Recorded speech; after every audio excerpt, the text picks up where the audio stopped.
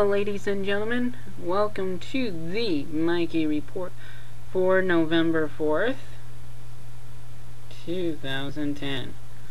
I'm Mikey Edwards, glad you can be with us. Here's what we've been working on. First, there was a huge issue with travel news. The A380 Airbus fleet through Qantas has been grounded after an engine of theirs disintegrated when the Airbus made an emergency landing in Singapore that was supposed to go from Singapore to Australia. After hearing a loud boom when the engine failed, it was like their second engine. A passenger recounts, "My whole body just went to jelly." Qantas Airways grounded its fleet of Airbus A380s after one of the Super Jumbo jet's engines disintegrated shortly after takeoff, forcing the emergency landing and showering debris on houses and a shopping mall below. It had stopped off en route from London to Sydney, Australia, suffered a significant engine failure. Carriers said there had not been any explosion and landed safely with no injuries.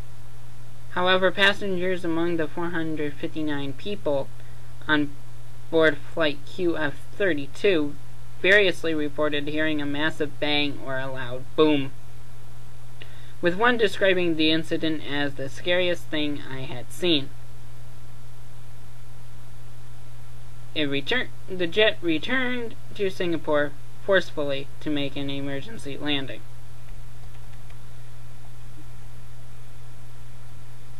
So,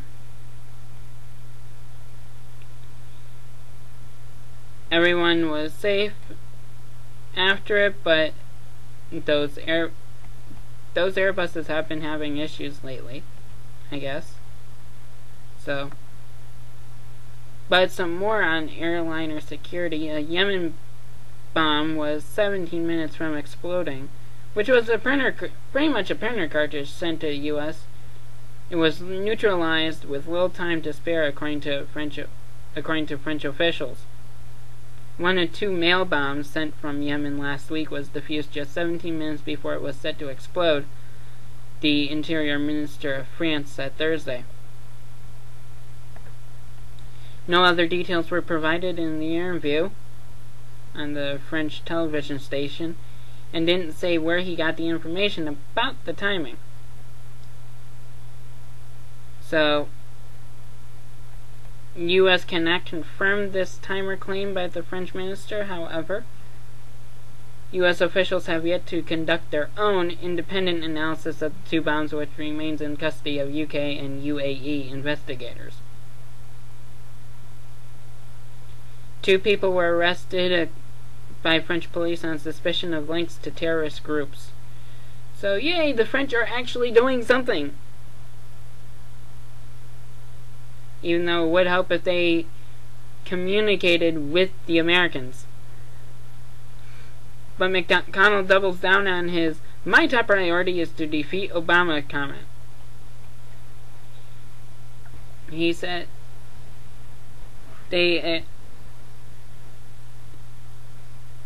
McConnell is looking to 2012 as the GOP has the House and gains some in the Senate, but the necessity for the is to, he says, in order to repeal all the stuff that Obama put in place, would be to get rid of put someone in the White House to take care of said situation. So, we shall see what continues on in this election postseason. It's only like 2 days after. we had more Democratic governors come in place, it's a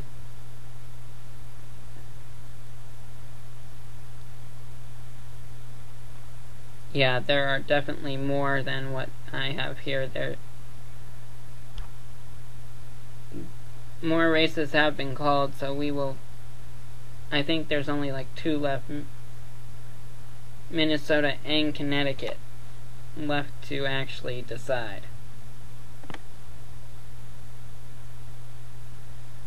So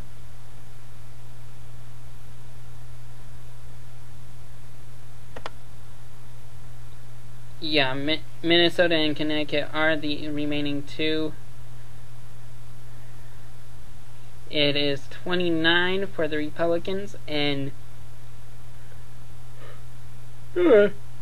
18 Democrats and 1 independent, 2 left to go.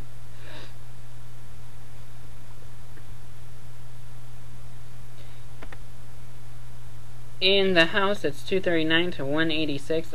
Still some places trying to decide. And Washington and Alaska still yet to call their races. In the Senate. But we already know the majorities.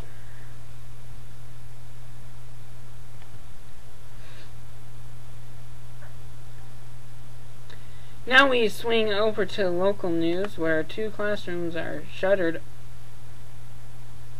at North Pocono at Scranton School. In the Scranton schools, over bedbug concerns. Scranton School Superintendent William King says 2 unidentified insects were found inside Westside High on Friday and Monday. One of those bugs was saved and identified as a bedbug by a pest control company. King told Times Tribune Scranton that maintenance staff has examined the entire building and found no other bedbugs. He says the pest control company will treat the classrooms where the insects were found. Bedbugs feed on human and animal blood and can be difficult to eradicate. They are active mostly at night and hide during the day near where people sleep. So someone must be sleeping inside that school.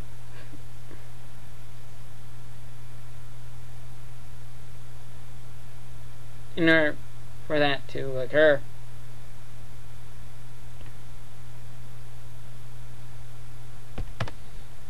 In more news, Paul Kanjorski's been ousted, but his legacy is extensive.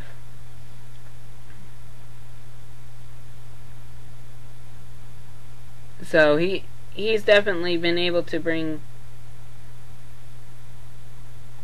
big bucks to the 11th District in general and Luzerne County in particular. Kanjorski was on his short list who got top priority during Bill Clinton's tenure of the White House. So Kanjorski ended up losing to Lou Barletta 55% to 45%. Lackawanna County was the only one who actually voted for Kanjorski. So it'll be interesting to see who ends up in what happens with Barletta in the 11th District.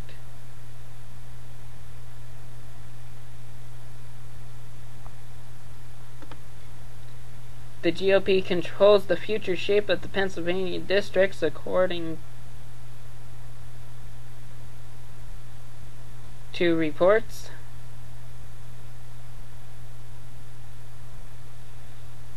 They won control of the State House and, of course, the Governor's office. Tom Corbett and majorities of the State House and Senate Republicans have told control of future shape of the state's congressional districts that could help them maintain control of the U.S. House in 2012 and, as a result, nature of legislation that flows through Congress. Also stripped away the last of any PA's most powerful legislators with defeats of State House Democratic leader Todd Eachus and Paul Ganjorski.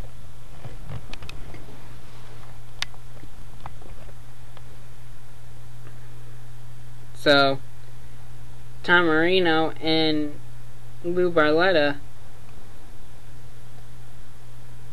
will be taking over for Ganjorski and Chris Carney in the 10th and 11th district.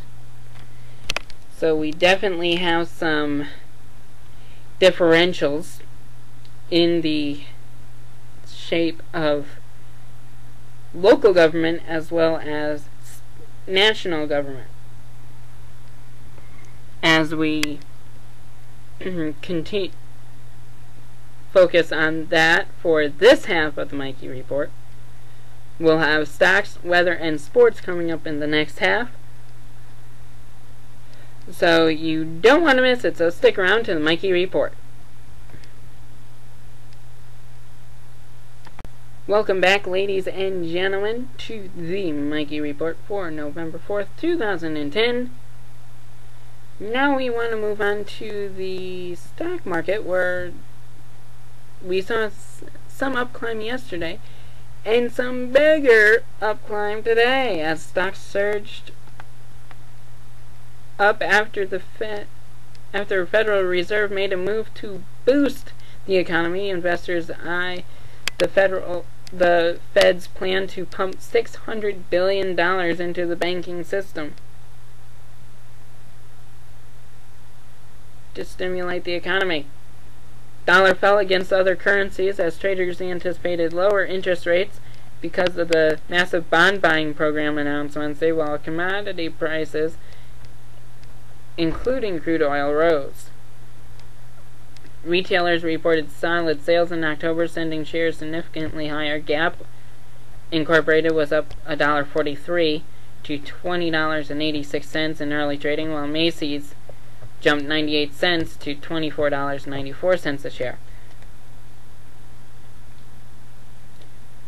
Evidence that shoppers were spending more money on clothing helped traders shrug off a higher than expected rise in the number of new jobless claims.